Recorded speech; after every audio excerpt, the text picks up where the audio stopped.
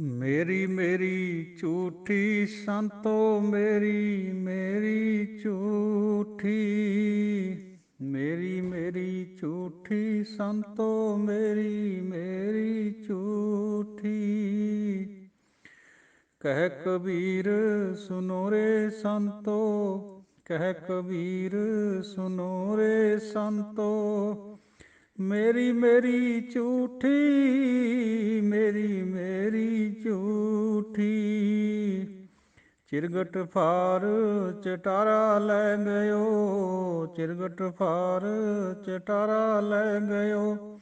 ਤਰੀ ਤਾਗਰੀ ਛੂਟੀ ਸੰਤੋ ਮੇਰੀ ਮੇਰੀ ਝੂਠੀ। ਮੇਰੀ ਮੇਰੀ ਕੈਰੋਂ ਕਰਤੇ, ਮੇਰੀ ਮੇਰੀ ਕੈਰੋਂ ਕਰਤੇ।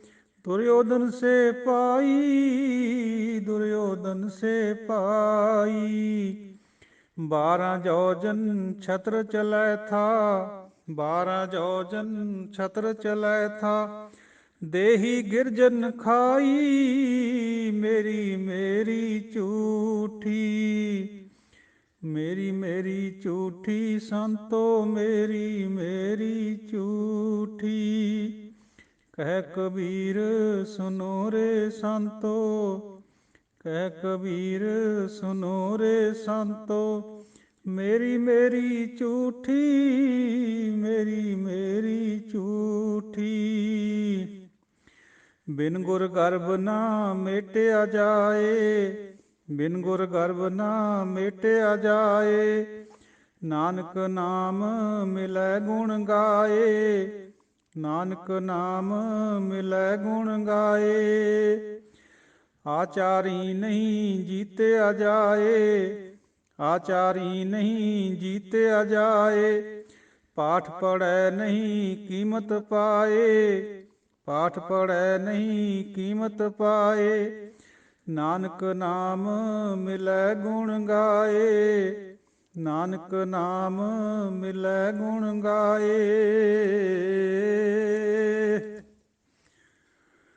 ਸਤਿਗੁਰਾਂ ਦੇ ਪਾਵਨ ਚਰਨਾਂ 'ਚ ਸਜੀ ਹੋਈ ਸਵਾਰੀ ਹੋਈ ਪਿਆਰੀ ਸਾਧ ਸੰਗਤ ਜੀਓ।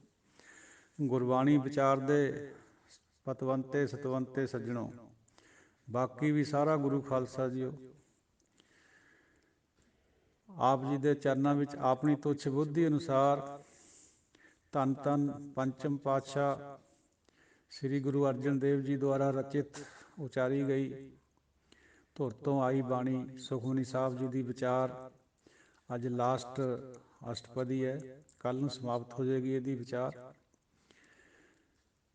ਦਾਸਰਾ ਆਪਣੀ ਤੁੱਛ ਬੁੱਧੀ ਅਨੁਸਾਰ ਕਰ ਰਿਹਾ।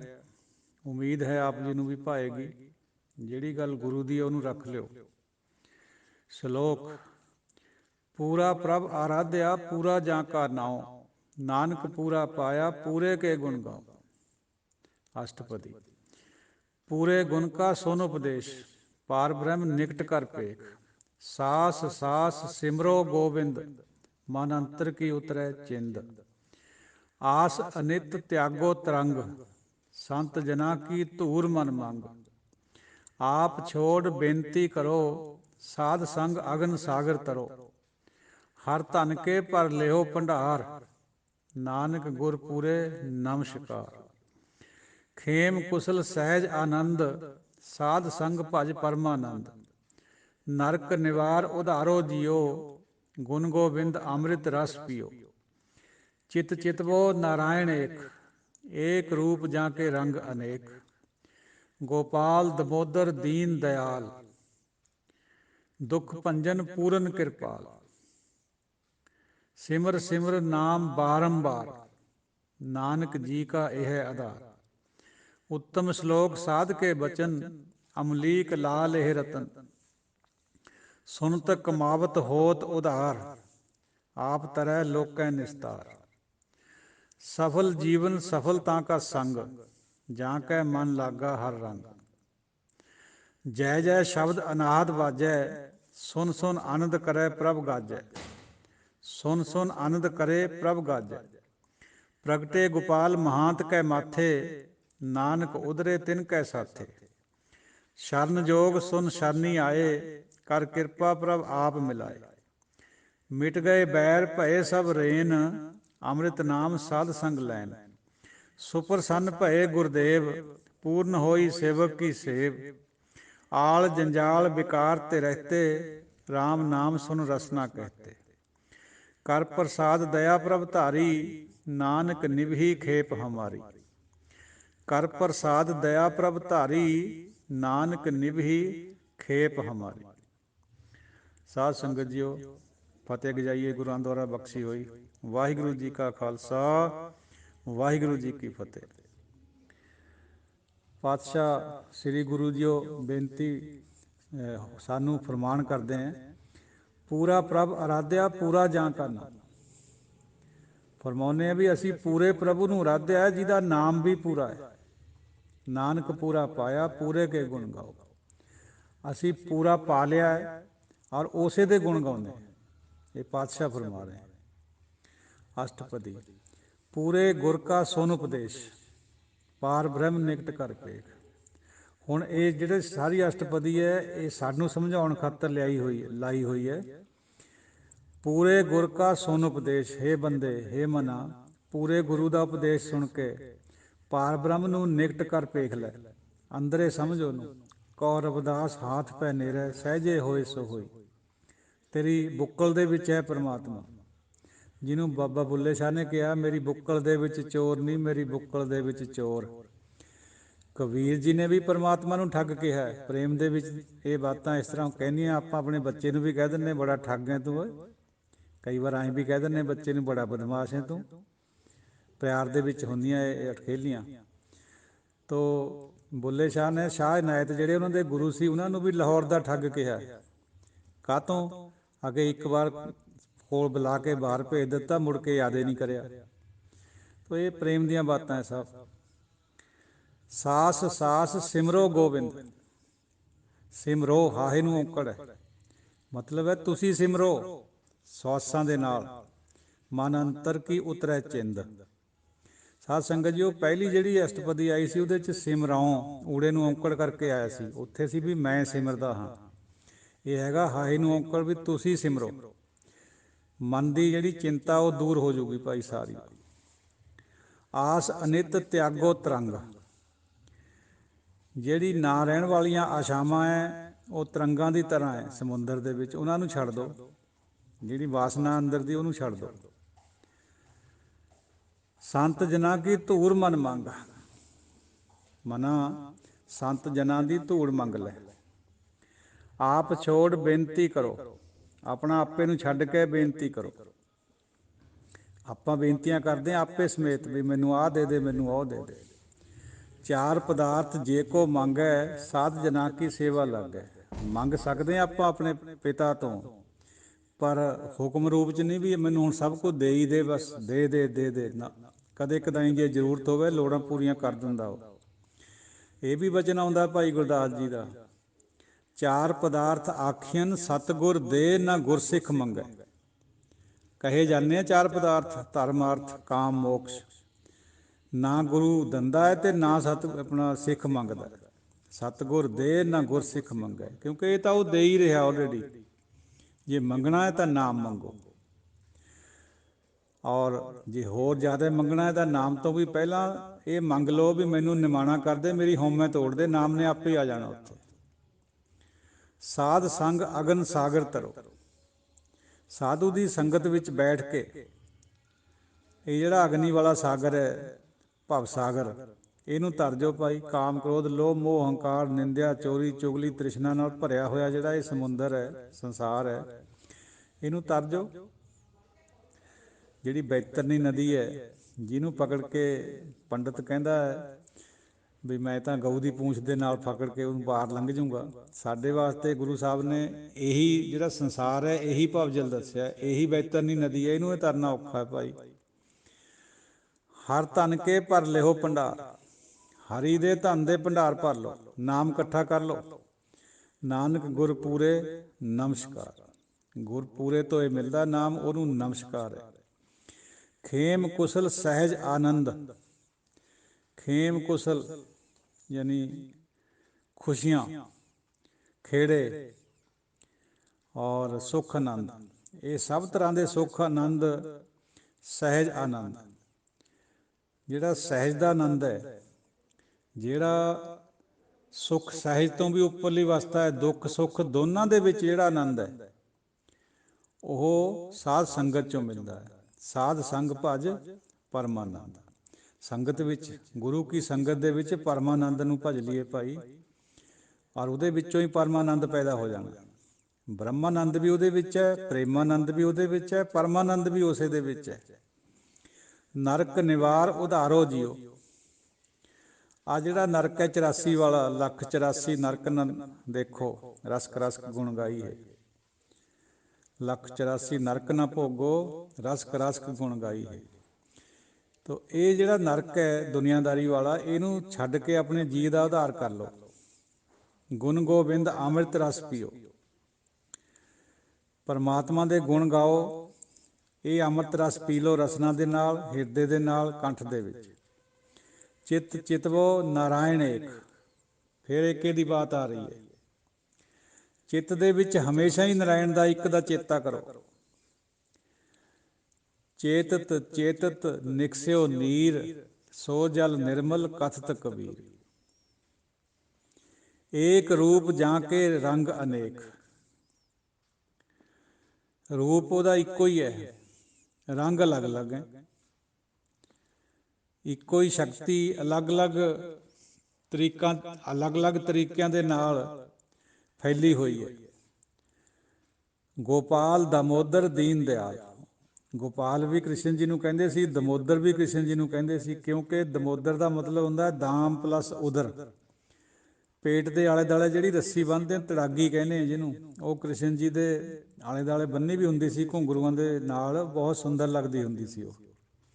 ਔਰ ਮਾਤਾ ਯਸ਼ੋਦਾ ਨੂੰ ਤਾਂ ਉਹ ਅਨਹਦ ਨਾਦ ਦੀ ਤਰ੍ਹਾਂ ਜਦ ਟੱਲੀ ਵੱਜਦੀ ਸੀ ਨਾ ਵਿੱਚ ਉਹਦੇ ਘੁੰਗਰੂ, ਉਹ ਸੁਣਦੀ ਸੀ, ਮਤਲਬ ਮੋਹਤ ਹੁੰਦੀ ਸੀ ਉਹ।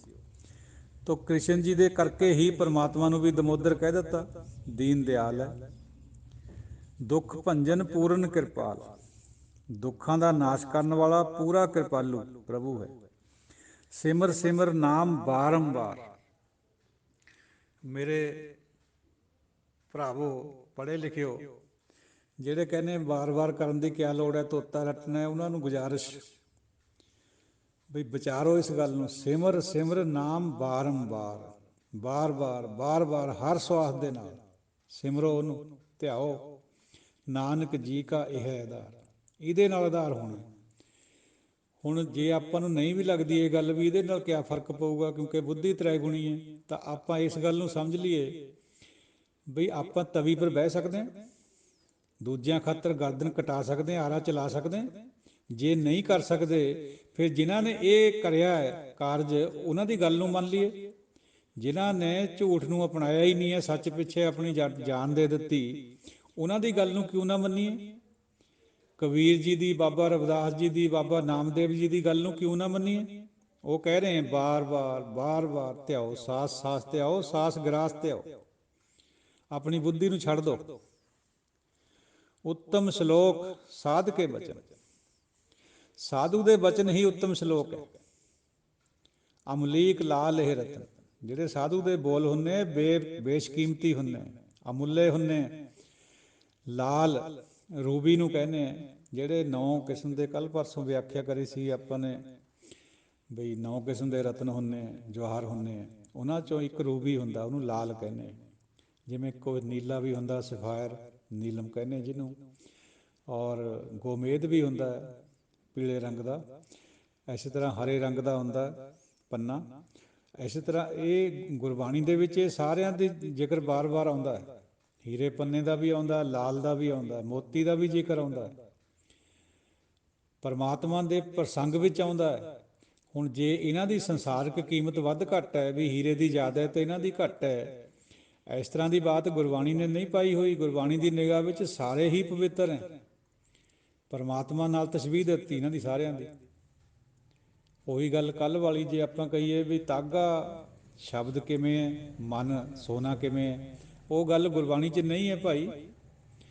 ਬਾਹਰ ਦੀ ਜਿਹੜੀ ਸੰਸਾਰੀ ਕੀਮਤ ਹੈ ਉਹ ਹੋਰ ਤਰ੍ਹਾਂ ਦੀ ਹੈ। ਗੁਰੂ ਜਿਹੜੇ ਗੁਰਬਾਣੀਕਾਰ ਹੈ ਉਹਨਾਂ ਨੇ ਉਸ ਤਰ੍ਹਾਂ ਨਹੀਂ ਲਈ ਹੋਈ ਉਹਨੂੰ। ਉਹਨਾਂ ਨੇ ਟੋਟਲ ਸੰਦਰਭ ਦੇ ਵਿੱਚ ਬਾਤ ਲਈ ਹੋਈ ਹੈ ਵੀ ਇਹ ਸਾਰੇ ਹੀ ਕੀਮਤੀ ਹੈ, ਇਸ ਕਰਕੇ ਰੱਬ ਦਾ ਨਾਮ ਵੀ ਇਸੇ ਤਰ੍ਹਾਂ ਕੀਮਤੀ ਹੈ।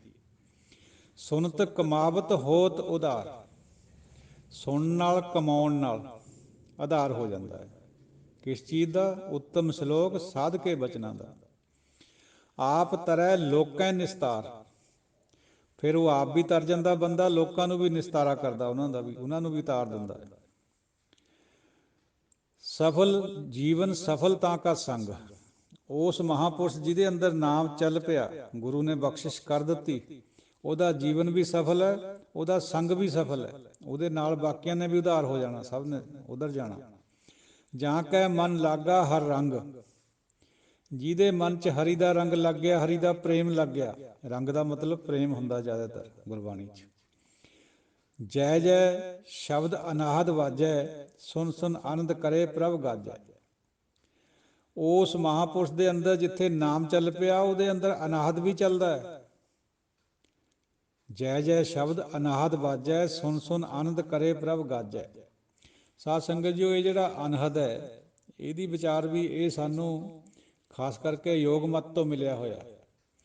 ਯੋਗ ਮਤ ਦੇ ਵਿੱਚ ਹਠ ਪ੍ਰਦੀਪਕਾ ਵਿੱਚ ਇਹ ਅਲੱਗ-ਅਲੱਗ ਕਿਸਮ ਦੀਆਂ ਆਵਾਜ਼ਾਂ ਸੁਣਨੀਆਂ ਦੱਸਿਆ ਗਿਆ ਹੈ। ਕੋਈ ਕੁਛ 5 ਆਵਾਜ਼ਾਂ ਕਹਿੰਦਾ, ਕੋਈ ਕੁਛ ਕਹਿੰਦਾ, ਕੋਈ ਭੌਂਰੇ ਦੀ ਗੁਜ਼ਾਰ, ਕੋਈ ਬੱਦਲਾਂ ਦੀ ਗਰਜ, ਇਸ ਤਰ੍ਹਾਂ ਕਰਕੇ, ਕੋਈ ਨਲਕੀ ਦੇ ਵਿੱਚ ਫੂਕ ਮਾਰਨੇ ਵਾਲੀ ਆਵਾਜ਼, ਹਵਾ ਭਰੀ ਹੋਈ ਹੋਵੇ। ਲੇਕਿਨ ਇਹ ਚੀਜ਼ਾਂ ਸਭ ਉੱਧਰੋਂ ਆਈਆਂ ਹੋਈਆਂ। ਗੁਰੂ ਸਾਹਿਬ ਨੇ ਜ਼ਿਕਰ ਇਹ ਕਰਿਆ ਵੀ ਕਿਸੇ ਵੀ ਰੂਪ ਦੇ ਵਿੱਚ ਅਨਹਦ ਚੱਲ ਸਕਦਾ, ਕਿਉਂਕਿ ਅਨੇਕ ਅਨਾਹਦ, ਅਨਹਦ ਦਾ ਬਹੁਵਚਨ ਅਨਾਹਦ ਹੁੰਦਾ ਹੈ, ਤਾਂ ਬਹੁਤ ਕਿਸਮ ਦੇ ਅਨਾਹਦ ਹੈ। ਇਹ ਗੱਲ ਗਾਹਾਂ ਚੱਲ ਕੇ ਆਉਂਦੀ ਹੈ। ਫਿਰ ਅਨਹਦ ਕੋਈ ਇੱਕ ਕਿਸਮ ਦਾ ਨਹੀਂ ਹੈ। ਕਿਸੇ ਨੂੰ ਤਾਂ ਢੋਲ ਦੇ ਰੂਪ 'ਚ ਅਣਮੜਿਆ ਮੰਦਲ ਵਾਜੈ, ਬਾਬਾ ਨਾਮਦੇਵ ਜੀ ਨੂੰ ਸੁਣ ਰਿਹਾ, ਉਹ ਫਰਮਾ ਰਹੇ, ਕਿਸੇ ਨੂੰ ਕਿਸੇ ਤਰ੍ਹਾਂ ਸੁਣਦਾ, ਕਿਸੇ ਨੂੰ ਕਿਸੇ ਤਰ੍ਹਾਂ ਸੁਣਦਾ। ਜਿਹੋ ਜਿਹਾ ਕੋਈ ਬਾਹਰ ਦਾ ਵਿਹਾਰ ਕਰਦਾ ਹੈ, ਇੱਕ ਮਾਲੀ ਹੈ, ਉਹਨੂੰ ਬੱਦਲਾਂ ਦੀ ਗਰਜ ਵਿੱਚ ਸੁਣ ਸਕਦਾ, ਕਿਉਂਕਿ ਉਹਦੀ ਝਾਕ ਉੱਧਰ ਰਹਿੰਦੀ ਹੈ। ਕਿਸੇ ਨੂੰ ਬੀਣਾ ਦੇ ਰੂਪ 'ਚ ਸੁਣਦਾ, ਕਿਸੇ ਨੂੰ ਕਿਸੇ ਹੋਰ ਰੂਪ 'ਚ ਸੁਣ ਸਕਦਾ। ਤਾਂ ਇਹ ਕੋਈ ਇੱਕ ਨਹੀਂ ਹੈ ਵੀ ਇੱਕ ਜਿਹਾ ਅਨਹਦ ਹੈ, ਬਹੁਤ ਕਿਸਮ ਦੇ ਅਨਾਹਦ ਹੈ, ਅਨੇਕਾਂ ਹੀ ਅਨਾਹਦ ਹੈ। ਪ੍ਰਗਟੇ ਗੋਪਾਲ ਮਹਾਂਤ ਕੇ ਮਾਥੇ, ਸੁਨ ਸੁਨ ਆਨੰਦ ਕਰੇ ਪ੍ਰਭ ਗਾਜੈ। ਪ੍ਰਭੂ ਅੰਦਰ ਗੱਜਦਾ ਹੈ। ਇਹ ਜਿਹੜੇ ਹੈਗੇ ਸਤਨਾਮੀ ਸਾਧੂ, ਇਹ ਕਹਿੰਦੇ ਹੁੰਦੇ ਆ ਪ੍ਰਭ ਗਾਜੋ, ਪ੍ਰਭੂ ਗਾਜੋ। ਗੱਜਣਾ, ਅੰਦਰ ਜ਼ੋਰ ਸ਼ੋਰ ਨਾਲ ਉੱਠਣੀ ਉਹਦੀ ਆਵਾਜ਼, ਵਾਹਿਗੁਰੂ ਵਾਹਿਗੁਰੂ ਜਿਹੜੇ ਜੋਸ਼ ਵਿੱਚ ਕਰਦੇ ਆ, ਉਹ ਪ੍ਰਭੂ ਗੱਜਣੇ ਦੀ ਬਾਤ ਹੁੰਦੀ ਹੈ। ਪ੍ਰਗਟੇ ਗੋਪਾਲ ਮਹਾਂਤ ਕੈ ਮਾਥੇ, ਉਸ ਮਹੰਤ ਦੇ, ਉਸ ਸੰਤ ਦੇ ਮੱਥੇ ਦੇ ਵਿੱਚ ਗੋਪਾਲ ਪ੍ਰਗਟ ਹੁੰਦਾ ਹੈ, ਪਰਮਾਤਮਾ ਪ੍ਰਗਟ ਹੁੰਦਾ ਹੈ। ਹੁਣ ਮਹੰਤ ਤੋਂ ਮਤਲਬ ਮਹਾਤਮਾ ਹੈ ਅਸਲ ਵਿੱਚ। ਅੱਜ ਕੱਲ੍ਹ ਤਾਂ ਮਹੰਤ ਨੂੰ ਆਪਾਂ ਹੋਰ ਸੈਂਸ ਵਿੱਚ ਲੈਂਦੇ, ਬੁਰੀ ਸੈਂਸ ਵਿੱਚ ਆ ਗਿਆ, ਕਿਉਂਕਿ ਮਹੰਤਾਂ ਨੇ ਗੁਰਦੁਆਰਿਆਂ 'ਚ ਬਹੁਤ ਬੇਹੁਰਮਤੀਆਂ ਕਰੀਆਂ ਸੀਗੀਆਂ ਉਸ ਟਾਈਮ, ਜਦੋਂ ਸ਼੍ਰੋਮਣੀ ਕਮੇਟੀ ਨੇ ਔਰ ਗੁਰਮਤਿ ਲਹਿਰ ਨੇ ਉਹਨਾਂ ਨੂੰ ਬਾਹਰ ਕੱਢਿਆ ਉੱਥੋਂ। ਜਿਵੇਂ ਨਨਕਾਣਾ ਸਾਹਿਬ ਦਾ ਸਾਕਾ ਵਰਤਿਆ, ਗੁਰੂ ਕੇ ਬਾਗ ਦਾ ਮੋਰਚਾ ਲੱਗਿਆ, ਇਸ ਤਰ੍ਹਾਂ ਉਹ ਜਿਹੜੇ ਮਹੰਤ ਸੀਗੇ ਉਹਨਾਂ ਨੇ ਠੀਕ ਨਹੀਂ ਸੀ ਕਰਿਆ ਸਿੱਖੀ ਦੇ ਵਿੱਚ, ਇਸੇ ਕਰਕੇ ਉਹ ਕੱਢੇ ਗਏ। ਪਰ ਜੇ ਕੋਈ ਮਹਾਤਮਾ ਹੋਵੇ, ਕੋਈ ਮਹੰਤ ਏਕੇ ਨਾਲ ਜੁੜਿਆ ਵਾ ਹੋਵੇ, ਕੋਈ ਜਿਵੇਂ ਪੰਡਤ ਹੈ, ਜੇ ਪੰਡਤ ਦੂਜੇ ਭਾਅ 'ਚ ਲਾਉਂਦਾ ਹੈ, ਉਹਨੂੰ ਗੁਰੂ ਸਾਹਿਬ ਪ੍ਰਵਾਨ ਨਹੀਂ ਕਰਦੇ। ਜੇ ਪੰਡਤ ਏਕੇ ਭਾਅ 'ਚ ਲਾਉਂਦਾ ਹੈ ਤਾਂ ਉਹਨੂੰ ਸੋਈ ਬ੍ਰਾਹਮਣ ਪੂਜਣ ਯੁਗਤ ਵੀ ਕਿਹਾ ਫਿਰ। ਸੋ ਇਸ ਕਰਕੇ ਮਹੰਤ ਸ਼ਬਦ ਕੋਈ ਬੁਰਾ ਨਹੀਂ ਹੈ। ਬੇਸ਼ੱਕ ਇਤਿਹਾਸਕ ਤੌਰ 'ਤੇ ਸਾਡੇ ਦਿਮਾਗ 'ਚ ਇਹ ਗੱਲ ਬਣ ਗਈ ਹੈ ਵੀ ਮਹੰਤ ਠੀਕ ਨਹੀਂ ਹੁੰਦੇ, ਪਰ ਐਸੀ ਵੀ ਬਾਤ ਨਹੀਂ ਹੈ। ਜੇ ਕੋਈ ਮਹੰਤ ਏਕੇ ਨਾਲ ਜੁੜਿਆ ਵਾ, ਉਹ ਵੀ ਪਵਿੱਤਰ ਹੈ। ਸ਼ਰਨ ਜੋਗ ਸੁਨ ਸ਼ਰਨੀ ਆਏ, ਇਹ ਸੁਣ ਕੇ ਵੀ ਪਰਮਾਤਮਾ ਸ਼ਰਨ ਪਾਲਣ ਯੋਗ ਹੈ, ਉਹ ਰੱਖਦਾ ਹੈ, ਸਾਡੀ ਰੱਖਿਆ ਕਰਦਾ ਜੇ ਉਹਦੀ ਸ਼ਰਨ ਵਿੱਚ ਚਲੇ ਜਾਈਏ। ਇਸ ਨੂੰ ਸੁਣ ਕੇ ਅਸੀਂ ਉਹਦੀ ਸ਼ਰਨੀ ਆਏ ਹਾਂ। ਕਰ ਕਿਰਪਾ ਪ੍ਰਭ ਆਪ ਮਿਲਾਏ, ਪ੍ਰਭੂ ਨੇ ਕਿਰਪਾ ਕਰੀ ਹੈ ਤਾਂ ਸਾਨੂੰ ਆਪਣੇ ਨਾਲ ਮਿਲਾਇਆ। ਅਸੀਂ ਪ੍ਰਭੂ ਦੀ ਉਂਗਲੀ ਨਹੀਂ ਫੜੀ, ਫਿਰ ਅਸੀਂ ਛਡਾ ਸਕਦੇ ਹਾਂ, ਕਿਸੇ ਵੀ ਟਾਈਮ ਤਿਲਕ ਸਕਦੇ ਹਾਂ। ਪ੍ਰਭੂ ਨੇ ਸਾਡੀ ਉਂਗਲੀ ਫੜ ਲਈ ਹੈ, ਉਹ ਨਹੀਂ ਛੱਡਦਾ। ਫਿਰ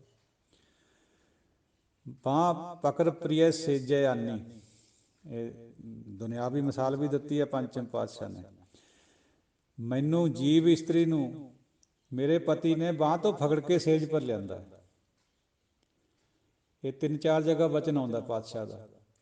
ਤੋ ਔਰਤ ਦੀ ਕੋਈ ਔਕਾਤ ਨਹੀਂ ਵੀ ਉਹ ਸੇਜ ਮਾਣ ਲਵੇ। ਜੇ ਪਤੀ ਚਾਹੇਗਾ ਤਾਂ ਮਾਣੇਗੀ, ਅਦਰਵਾਈਜ਼ ਨਹੀਂ ਮਾਣ ਸਕਦੀ। ਤੋ ਮਾਣੇਗੀ ਉਹ ਜਿਹਦਾ ਪਤੀ ਦੇ ਪ੍ਰਤੀ ਏਕਾ ਹੈ, ਜਿਹਦੇ ਅੰਦਰ ਵਿਵਚਾਰ ਹੈ, ਹੋਰ ਪਾਸੇ ਝਾਕ ਹੈ, ਪਤੀ ਉਹਨੂੰ ਕਦੇ ਚੰਗਾ ਹੀ ਨਹੀਂ ਸਮਝਦਾ। ਇਹੀ ਗੱਲ ਇੱਧਰ ਲਾਗੂ ਹੁੰਦੀ ਹੈ। ਢੂੰਢੇਂਦੀਏ ਸੁਹਾਗ ਕੂ ਤਉ ਤਨ ਕਾਈ ਕੋਰ, ਜਿਨ੍ਹਾਂ ਨਾਉ ਸੁਹਾਗਣੀ ਤਿਨਾ ਝਾਕ ਨਾ ਹੋਰ।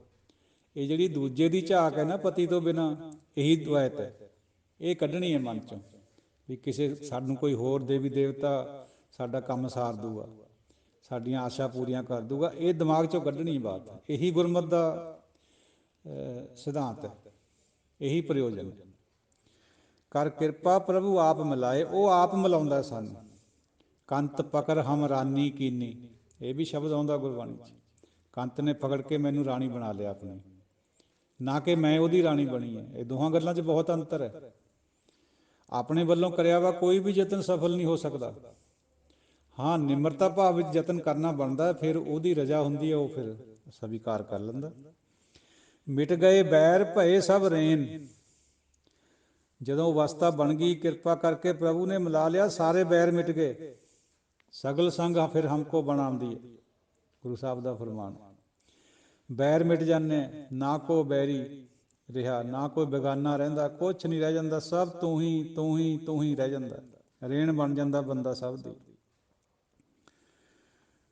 ਅੰਮ੍ਰਿਤ ਨਾਮ ਸਾਧ ਸੰਗ ਲੈਣ, ਸਾਧੂ ਦੀ ਸੰਗਤ ਵਿੱਚ, ਗੁਰੂ ਕੀ ਸੰਗਤ ਦੇ ਵਿੱਚ ਅੰਮ੍ਰਿਤ ਨਾਮ ਉਹ ਇਕੱਠਾ ਕਰਦੇ ਲੈਣ, ਲੈਂਦੇ ਹਨ, ਲੈਂਦੇ ਹਨ। ਸੋ ਪ੍ਰਸੰਨ ਭਏ ਗੁਰਦੇਵ, ਗੁਰੂ ਦੇਵ ਜੀ ਸਾਡੇ ਉੱਤੇ ਪ੍ਰਸੰਨ ਹੋਏ। ਪੂਰਨ ਹੋਈ ਸੇਵਕ ਕੀ ਸੇਵ, ਸੇਵਕ ਦੀ ਸੇਵਾ ਪੂਰੀ ਹੋ ਗਈ। ਆਲ ਜਾਲ ਵਿਕਾਰ ਤੇ ਰਹਿਤੇ, ਜਿਹੜੇ ਘਰ ਦੇ ਜੰਜਾਲ ਹੈ ਜਾਂ ਦੁਨੀਆਦਾਰੀ ਦੇ ਜੰਜਾਲ ਹੈ, ਉਹਨਾਂ ਤੋਂ ਹੁਣ ਅਸੀਂ ਪਾਸੇ ਹਟ ਗਏ। ਕੇਵਲ ਨਾਮ ਪਰ ਟੇਕ ਆ ਗਈ ਸਾਡੀ। ਰਾਮ ਨਾਮ ਸੁਨ ਰਸਨਾ ਕਹਤੇ, ਪਾਤਸ਼ਾਹ ਫਰਮਾਉਂਦੇ ਰਸਨਾ ਤੋਂ ਕਹਿ ਕਹਿ ਕੇ ਉਹਨੂੰ ਸੁਣਦੇ ਹੈ। ਰਾਮ ਨਾਮ ਸੁਨ ਰਸਨਾ ਕਹਤੇ, ਦੇਖੋ ਪਰਬ ਕਾ ਹਰ ਕਾ ਸਿਮਰਨ ਸੁਨ ਮਨ ਕਾਨੀ, ਸੁਖ ਪਾਵੈ ਹਰ ਦੁਆਰ ਪਰਾਨੀ। ਪ੍ਰਭੂ ਦਾ ਜਿਹੜਾ ਜਸ ਹੈ, ਹਰੀ ਦਾ ਜਿਹੜਾ ਜਸ ਹੈ, ਉਹ ਜਵਾਨ ਰਸਨਾ ਸਾਡੀ ਬੋਲੇ ਤੇ ਕੰਨ ਸੁਣੇ, ਯਾਨੀ ਹਿਰਦਾ ਸਾਡਾ ਧਿਆਨ ਪੂਰਾ ਮਨ ਵਿੱਚ ਹੋਵੇ ਉਹਦੇ। ਇਹੀ ਜਾਪ ਹੈ ਗੁਰਮਤ ਦਾ। ਸੋਹੰਗ ਸੋ ਪ੍ਰਭ ਕਾ ਹੈ ਜਾਪ, ਇਸੇ ਨੂੰ ਸੋਹੰਗ ਸੋ ਕਿਹਾ ਗਿਆ। ਮੈਂ ਉਹ ਹਾਂ, ਉਹ ਮੈਂ ਹਾਂ, ਮੈਂ ਉਹ ਹਾਂ, ਉਹ ਮੈਂ ਹਾਂ, ਤੂੰ ਹੀ ਹੋ ਜਾਏ ਸਭ। ਕਰ ਪ੍ਰਸਾਦ ਦਇਆ ਪ੍ਰਭ ਧਾਰੀ, ਨਾਨਕ ਨਿਭੀ ਖੇਪ ਹਮਾਰੀ। ਪ੍ਰਭੂ ਨੇ ਕਿਰਪਾ ਕਰੀ, ਗੁਰੂ ਨੂੰ ਮਿਲਾਇਆ, ਜਦ ਉਹਦੀ ਕਿਰਪਾ ਹੋ ਗਈ, ਨਾਨਕ ਨਿਭੀ ਖੇਪ ਹਮਾਰੀ। ਫਿਰ ਸਾਡੀ ਜਿਹੜੀ ਖੇਪ ਹੈ, ਇੰਸਟਾਲਮੈਂਟ ਹੈ ਜਾਂ ਟੁਕੜਿਆਂ ਦੇ ਵਿੱਚ ਜਿਹੜਾ ਵਪਾਰ ਆਪਾਂ ਕੋਈ ਲਿਜਾ ਕਰਦੇ ਹੁੰਦੇ ਹਾਂ, ਉਹ ਸਾਡੀ ਪੂਰੀ ਹੋ ਗਈ। ਸਾਧ ਸੰਗਤ ਜੀਓ, ਵਪਾਰ ਨਾਮ ਦਾ ਕਰਨਾ, ਲੈ ਦੇ ਦਾ ਨਹੀਂ ਕਰਨਾ, ਦੁਨੀਆਦਾਰੀ ਵਾਲਾ ਵਪਾਰ ਨਹੀਂ ਕਰਨਾ, ਨਾਮ ਦਾ ਵਪਾਰ। ਫਿਰ ਸਾਡੀ ਜਿਹੜੀ ਮੁਰਾਦਾਂ ਉਹ ਪੂਰੀਆਂ ਹੋ ਗਈਆਂ ਸਮਝੋ। ਅਗਰ ਨਾਮ ਨਹੀਂ ਅੰਦਰ ਚੱਲਿਆ, ਅਜੇ ਘਾਟ ਹੈ, ਫਿਰ ਉਡੀਕ ਰੱਖੀਏ ਵੀ ਗੁਰੂ ਮਹਾਰਾਜ ਸਾਡੇ ਉੱਤੇ ਵੀ ਇਨਾਇਤ ਕਰ ਦੇਵੇ ਤਾਂ ਅਸੀਂ ਵੀ ਉਸ ਅਵਸਥਾ ਨੂੰ ਪਹੁੰਚ ਜਾਈਏ। ਕਿਉਂਕਿ ਜਿਹੜਾ ਸੌਦਾ ਹੈ ਉਹ ਨਾਮ ਦਾ ਹੀ ਕਰਨਾ, ਸੱਚ ਦਾ ਕਰਨਾ ਹੈ, ਝੂਠ ਦਾ ਵਣਜ ਨਹੀਂ ਕਰਨਾ। ਬਸ ਇਹੀ ਅੱਜ ਦੀ ਵਿਚਾਰ ਦੀ ਸਮਾਪਤੀ ਹੈ ਸਾਧ ਸੰਗਤ ਜੀ। ਉਹ ਕੱਲ੍ਹ ਦੀ ਵਿਚਾਰ ਹੋਰ ਹੈ, ਗੁਰੂ ਮਹਾਰਾਜ ਕਿਰਪਾ ਕਰੂਗਾ ਸੰਪੰਨ ਹੋ ਜਾਊਗੀ। ਬਹੁਤ ਆਨੰਦ ਆ ਰਿਹਾ ਵਿਚਾਰ ਕਰਨ ਵਿੱਚ, ਸੁਣਨ ਵਿੱਚ, ਦੁਬਾਰਾ ਸੁਣਨ 'ਚ ਵੀ ਆਨੰਦ ਆਉਂਦਾ, ਕਿਉਂਕਿ ਬੋਲਣ ਵਿੱਚ ਧਿਆਨ ਹੁੰਦਾ, ਹੋਰ ਥੋੜ੍ਹਾ ਜਿਹਾ ਕੰਸਨਟਰੇਸ਼ਨ ਕਰਨੀ ਪੈਂਦੀ ਹੈ। ਜਦ ਸਹਿਜ ਵਿੱਚ ਉਹਨੂੰ ਸੁਣੀਦਾ ਤਾਂ ਫਿਰ ਹੋਰ ਵੀ ਜ਼ਿਆਦਾ ਆਨੰਦ ਬਣਦਾ। ਥੋੜ੍ਹੀ ਜਿਹੀ ਵਿਚਾਰ ਹੋਰ ਕਰੀਏ ਸਾਧ ਸੰਗਤ ਜੀਓ। ਗੁਰਬਾਣੀ 'ਚ ਜ਼ਿਕਰ ਹੈ, ਸਤਜੁਗ ਸਤ ਤ੍ਰੇਤਾ ਜੱਗੀ ਦੁਆਪਰ ਪੂਜਾ ਚਾਰ, ਤੀਨੋਂ ਯੁੱਗ ਤੀਨੋਂ ਦ੍ਰਿੜੇ ਕਲ ਕੇਵਲ ਨਾਮ ਆਧਾਰ। ਉੱਪਰੋਂ ਦੇਖਣ ਨੂੰ ਅਰਥ ਇਹ ਬਣਦਾ ਹੈ ਵੀ ਸਤਜੁਗ ਵਿੱਚ ਸੱਚ ਬੋਲਿਆ ਜਾਂਦਾ ਸੀ, ਸਤਜੁਗ ਸੱਚ ਕਹੈ ਸਭ ਕੋਈ। ਤੇਤੇ ਵਿੱਚ ਜੱਗਾਂ ਦੁਆਰਾ ਜੱਗ ਕਰੇ ਜਾਂਦੇ ਸੀ, ਉਧਾਰ ਹੁੰਦਾ ਸੀ। ਦੁਆਪਰ ਵਿੱਚ ਪੂਜਾ ਚਾਰ, ਆ ਜੋ ਕੁਛ ਆਪਾਂ ਕਰਦੇ ਹਾਂ ਪੂਜਾ ਅਰਚਨਾ। ਤਿੰਨੋਂ ਯੁੱਗ ਤਿੰਨੋਂ ਦੇੜੇ, ਇਹਨਾਂ ਤਿੰਨਾਂ ਸਮਿਆਂ ਦੇ ਤਿੰਨਾਂ ਯੁੱਗਾਂ ਦੇ ਵਿੱਚ ਇਹ ਤਿੰਨਾਂ ਕਿਸਮ ਦੇ ਜਿਹੜੇ ਆਚਾਰ ਵਿਹਾਰ ਸੀ ਉਹ ਪ੍ਰਚਲਿਤ ਸੀਗੇ, ਜੱਗਾਂ ਦਾ, ਪੂਜਾ ਆਚਾਰ ਦਾ ਜਾਂ ਸੱਚ ਬੋਲਣ ਦਾ। ਕਲਯੁੱਗ ਵਿੱਚ ਕੇਵਲ ਨਾਮ ਦਾ ਆਧਾਰ ਹੈ, ਕੀਰਤਨ ਦਾ ਆਸਰਾ ਹੈ। ਹੁਣ ਇਹ ਗੱਲ ਸਾਧ ਸੰਗਤ ਜੀ ਇਹਨੂੰ ਵਿਚਾਰੀਏ ਆਪਾਂ ਵੀ ਕਿਆ ਇਸੇ ਤਰ੍ਹਾਂ ਠੀਕ ਹੈ ਜਾਂ ਇਹਦੇ ਪਿੱਛੇ ਵੀ ਕੋਈ ਨਾਇਸਟੀ ਹੈ, ਕੋਈ ਨਿਊਐਂਸ ਹੈ। ਇਹ ਗੱਲ ਗੁਰਬਾਣੀ ਤੋਂ ਹੀ ਸਮਝ ਆਉਣੀ ਹੈ, ਆਪਣੇ ਵੱਲੋਂ ਤਾਂ ਕਹੀ ਨਹੀਂ ਜਾ ਸਕਦੀ ਕੋਈ ਵੀ ਬਾਤ, ਕਿਉਂਕਿ ਖਾਮ ਬੁੱਧੀ ਹੈ। ਗੁਰਬਾਣੀ ਨੂੰ ਪੁੱਛੀਏ, ਗੁਰਬਾਣੀ ਅੱਗੇ ਫਰਮਾਉਂਦੀ ਹੈ, ਸਭ ਯੁੱਗ ਮੈਂ ਨਾਮ ਉੱਤਮ ਹੋਈ। ਉੱਪਰਲਾ ਤੁਕ ਤਾਂ ਕਹਿ ਰਹੀ ਹੈ ਵੀ ਸਤਿਯੁਗ ਵਿੱਚ ਸੱਚ ਬੋਲਦੇ ਸੀ, ਤ੍ਰੇਤੇ ਵਿੱਚ ਜੱਗ ਕਰਦੇ ਸੀ। ਭਾਈ ਗੁਰੂ ਪਾਤਸ਼ਾਹ ਦਾ ਫਰਮਾਨ ਇਹ ਹੈ ਵੀ ਸਭ ਯੁੱਗ ਮੈਂ ਨਾਮ ਉੱਤਮ ਹੋਈ। ਸਾਰਿਆਂ ਯੁੱਗਾਂ 'ਚ ਨਾਮ ਨਾਲ ਕਲਿਆਣ ਹੁੰਦਾ ਸੀਗਾ। ਉਹ ਸਾਡਾ ਹਿੰਦੂ ਥਾਟ ਹੈ ਜਿਹੜਾ ਉੱਪਰ ਲਿਖਿਆ ਹੈ ਗੁਰਬਾਣੀ ਦੇ ਵਿੱਚ। ਇਸ ਤਰ੍ਹਾਂ ਬਹੁਤ ਜਗ੍ਹਾ ਆਉਂਦਾ ਹੈ, ਦੂਜਿਆਂ ਦੇ ਖਿਆਲਾਤ ਦੇ ਕੇ ਆਪਣੀ ਬਾਤ ਕਹੀ ਹੋਈ ਹੈ। ਸਭ ਯੁੱਗ ਮੈਂ ਨਾਮ ਉੱਤਮ ਹੋਈ, ਗੁਰਮੁਖ ਵਿਰਲਾ ਬੂਝੈ ਕੋਈ। ਇਸ ਗੱਲ ਨੂੰ ਕੋਈ ਗੁਰੂ ਦੇ ਰਾਹੀਂ ਵਿਰਲਾ ਹੀ ਬੁੱਝਦਾ ਵੀ ਸਭ ਯੁੱਗਾਂ 'ਚ ਨਾਮ ਉੱਤਮ ਸੀਗਾ। ਨਹੀਂ ਤਾਂ ਅਸੀਂ ਹੁਣ ਵੀ ਕਹੀ ਜਾਂਦੇ ਵੀ ਸਤਿਯੁਗ ਵਿੱਚ ਸੱਚ ਬੋਲਦੇ ਸੀ ਜੀ ਲੋਕ, ਔਰ ਤੇਤੇ ਦੇ ਵਿੱਚ ਜੱਗ ਹੁੰਦੇ ਸੀ, ਉਹਨਾਂ ਨਾਲ ਆਧਾਰ ਹੁੰਦਾ ਸੀ। ਜਿਵੇਂ ਮੀਮਸਾ ਇੱਕ ਗ੍ਰੰਥ ਹੈ 6 ਸ਼ਾਸਤਰਾਂ ਦੇ ਵਿੱਚ, ਉਹਦੇ ਵਿੱਚ ਵੀ ਇਹੀ ਆਉਂਦਾ ਵੀ ਯੱਗ ਕਰੋ ਤੁਹਾਡਾ ਜੀਵਨ ਸਫਲ ਹੋ ਜਾਊਗਾ। ਇਕਣਾ ਗੁਰਮਤ ਨਹੀਂ ਮੰਨਦੀ ਭਾਈ। ਅੱਗੇ ਫਰਮਾਨ ਹੈ, ਨਾਨਕ ਜੁਗ ਜੁਗ ਨਾਮ ਵਡਿਆਈ ਹੋਈ। ਸਾਰਿਆਂ ਯੁੱਗਾਂ ਦੇ ਵਿੱਚ ਨਾਮ ਕਰਕੇ ਵਡਿਆਈ ਹੈ, ਪਰਮਾਤਮਾ ਦੀ ਪ੍ਰਾਪਤੀ ਹੈ, ਹੋਰ ਕਿਸੇ ਢੰਗ ਨਾਲ ਨਹੀਂ ਹੈ।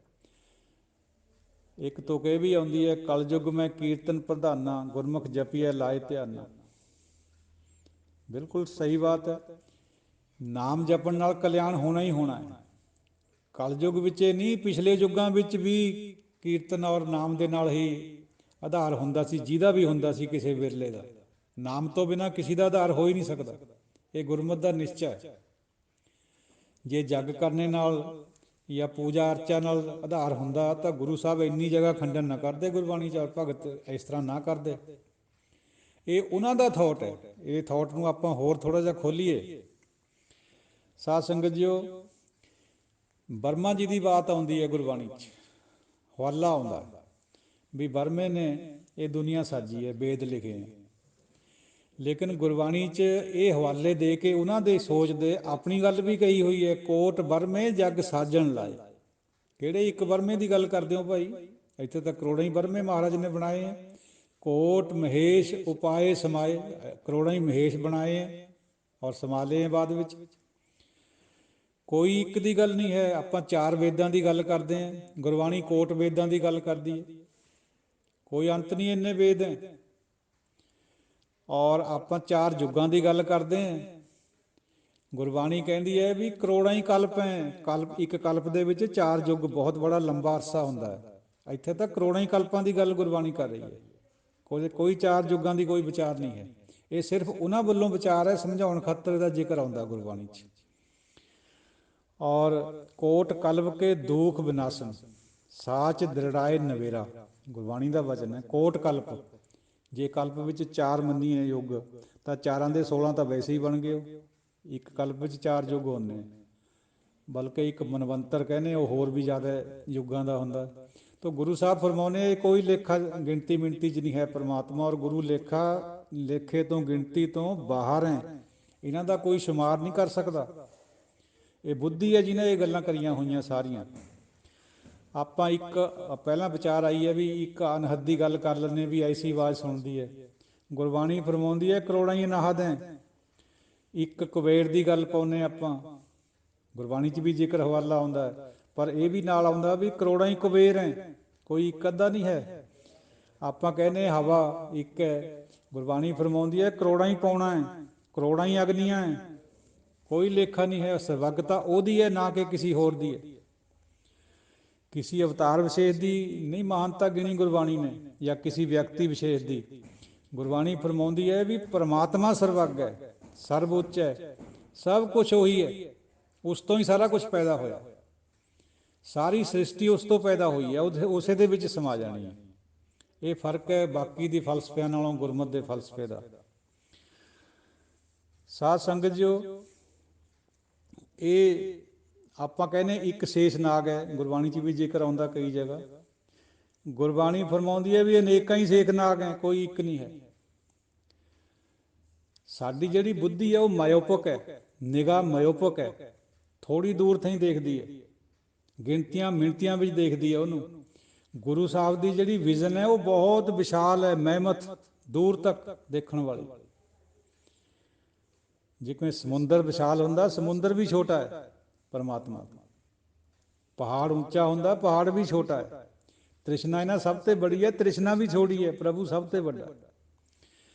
ਸੋ ਉਸ ਐਂਗਲ ਤੋਂ ਦੇਖਣਾ ਆਪਾਂ ਨੇ ਗੁਰਮਤਿ ਨੂੰ, ਨਾ ਕਿ ਜੋ ਕੋ ਪਿੱਛੇ ਹੁੰਦਾ ਆਇਆ ਉਹਦੀਆਂ ਜਿਹੜੀਆਂ ਵਿਚਾਰਾਂ ਹੈ ਗੁਰਬਾਣੀ 'ਚ ਵੀ ਆਉਂਦੀਆਂ, ਆਪਾਂ ਉਹਨੂੰ ਹੂਬ ਹੂ ਮੰਨ ਕੇ ਬਹਿ ਜਾਂਦੇ ਹਾਂ। ਇਸ ਤਰ੍ਹਾਂ ਦੀ ਵਿਚਾਰ ਗੁਰਮਤਿ ਨੇ ਨਹੀਂ ਪਾਈ ਹੋਈ। ਆਪਣਾ ਖਿਆਲ ਦਿੱਤਾ ਹੋਇਆ ਵਿੱਚ, ਉਹਨਾਂ ਦਾ ਹਵਾਲਾ ਜ਼ਰੂਰ ਦਿੱਤਾ ਹੋਇਆ, ਉਹਨਾਂ ਦਾ ਪ੍ਰਸੰਗ ਦੇ ਕੇ ਆਪਣੀ ਬਾਤ ਗੁਰਬਾਣੀ 'ਚ ਆਉਂਦੀ ਹੈ ਹਮੇਸ਼ਾ ਵਾਸਤੇ। ਜੇ ਸਾਨੂੰ ਸਮਝ ਆ ਜਾਏ ਤਾਂ ਚੰਗੀ ਗੱਲ ਹੈ, ਪਰ ਹੈ ਬੜੀ ਮੁਸ਼ਕਿਲ ਹੈ, ਕਿਉਂਕਿ ਆਪਾਂ ਪੜ੍ਹਿਆ ਪਹਿਲਾਂ ਹੀ, ਗੁਰਮੁਖ ਬਿਰਲਾ ਬੂਝੈ ਕੋਈ, ਇਹ ਉਹਦਾ ਹੁਕਮ ਹੈ। ਇਹ ਐਕਸੋਟੈਰਿਕ ਤਾਂ ਹੈ ਨਹੀਂ ਵੀ ਸਭ ਲੋਕ ਜਾਣਗੇ। ਸਭ ਲੋਕ ਤਾਂ ਗਿਣਤੀਆਂ ਮਿਣਤੀਆਂ ਨੂੰ ਜਾਣ ਸਕਦੇ ਆ, ਗਿਣਤੀਆਂ ਤੋਂ ਬਾਹਰ ਉਹ ਆਪ ਹੈ, ਉਹਨੂੰ ਜਾਣਨਾ ਫਿਰ ਸਾਡੇ ਵੱਸ ਦੀ ਗੱਲ ਨਹੀਂ ਹੈ। ਗੁਰੂ ਜਣਾ ਸਕਦਾ ਸਾਨੂੰ, ਗੁਰੂ ਸਮਝਾ ਸਕਦਾ, ਬੁਝਾ ਸਕਦਾ, ਉਸ ਤੋਂ ਬਿਨਾਂ ਨਹੀਂ ਅਸੀਂ ਸਮਝ ਸਕਦੇ। ਤੋ ਪਾਤਸ਼ਾਹ ਬਾਬਾ ਰਵਿਦਾਸ ਜੀ ਦਾ ਬਚਨ ਹੈ, ਜਿੱਥੇ ਉਹ ਆਉਂਦਾ, ਤੀਨ ਯੁੱਗ ਤੀਨੋਂ ਦਿੜੇ ਕਲ ਕੇਵਲ ਨਾਮ ਆਧਾਰ, ਪਾਰ ਕੈਸੇ ਪਾਈ ਬੋਰੇ। ਉਹ ਭਾਈ ਤੁਸੀਂ ਕਹਿੰਦੇ ਆ ਵੀ ਨਾ ਤਿੰਨਾਂ ਯੁੱਗਾਂ 'ਚ ਇਸ ਤਰ੍ਹਾਂ ਉਧਾਰ ਹੁੰਦਾ ਗਿਆ, ਵੀ ਕਿੱਕਣ ਪਾਰ ਲੰਘੂਗੇ ਆਪਾਂ, ਨਹੀਂ ਲੰਘ ਸਕਦੇ। ਮਤਲਬ ਇਹ ਹੈ, ਨਾਮ ਤੋਂ ਬਿਨਾਂ ਕੋਈ ਛੁਟਕਾਰਾ ਨਹੀਂ ਕਿਸੇ ਵੀ ਜੀਵ ਦਾ। ਨਾਮ ਸਾਰਿਆਂ ਯੁੱਗਾਂ ਦੇ ਵਿੱਚ ਉੱਤਮ ਰਿਹਾ ਹੈ, ਔਰ ਨਾਮ ਦੇ ਨਾਲ ਹੀ ਕਲਿਆਣ ਹੁੰਦਾ ਰਿਹਾ। ਗੁਰੂ ਦੀ ਬਾਤ ਕਰੀਏ, 4 ਕਿਸਮ ਦੇ ਗੁਰੂ ਛੇਵੇਂ ਪਾਤਸ਼ਾਹ ਹਰਗੋਬਿੰਦ ਸਾਹਿਬ ਜੀ ਨੇ ਬਿਆਨੇ, ਕਿਸੇ ਸਿੱਖ ਦੇ ਪੁੱਛਣ 'ਤੇ ਦੱਸਿਆ ਸੀ ਉਹਨਾਂ ਨੇ ਵੀ ਇੱਕ ਤਾਂ ਗੁਰੂ ਹੁੰਦਾ ਭਰਿੰਗੀ। ਭਰਿੰਗੀ ਇੱਕ ਕੀੜਾ ਹੁੰਦਾ, ਉਹ ਕੁਛ 1-2 ਕੀੜਿਆਂ ਨੂੰ ਆਪਣੇ ਵਰਗਾ ਬਣਾ ਲੈਂਦਾ, ਸਭ ਨੂੰ ਨਹੀਂ ਬਣਾ ਸਕਦਾ, ਮਤਲਬ ਹੈ ਲਿਮਟ ਹੁੰਦੀ ਹੈ ਉਹਦੀ। ਦੂਜਾ ਗੁਰੂ ਹੈ ਚੰਦਨ ਗੁਰੂ।